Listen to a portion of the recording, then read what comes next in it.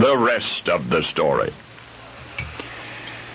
Alvin Cullum was a mountain man.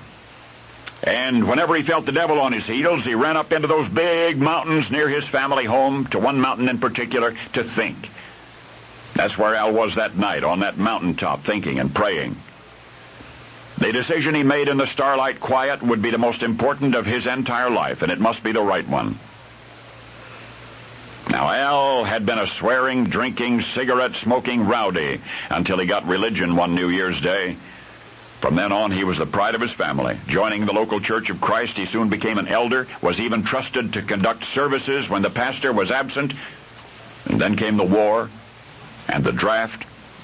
Al's church, condemning violence in general, urged the young man to apply for status as a conscientious objector. On the draft registration form, a question asked, "Do you claim exemption?" And on the line beneath, Al answered, "Yes, I don't want to fight," end quote.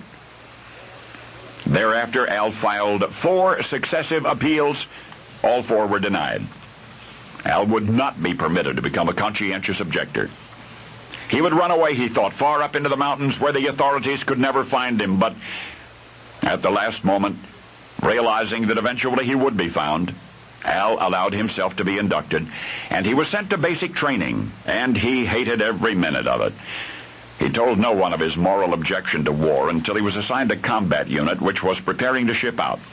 He then went to his company commander, who referred him to the battalion commander, Major George Buxton. Major Buxton never once doubted Al's sincerity.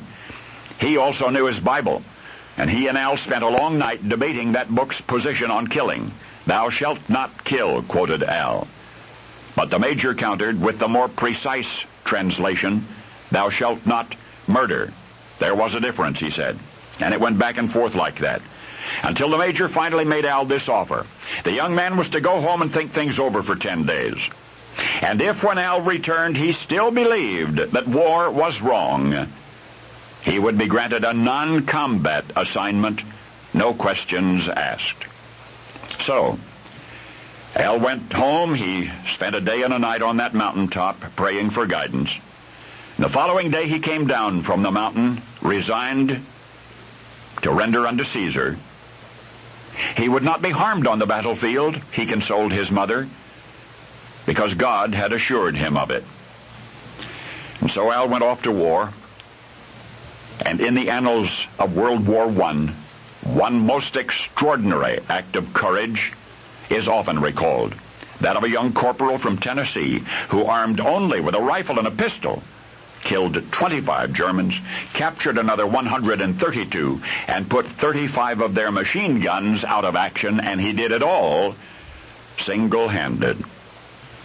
By French and Americans alike, he was showered with more medals than one uniform could wear. He was promoted. He became world famous.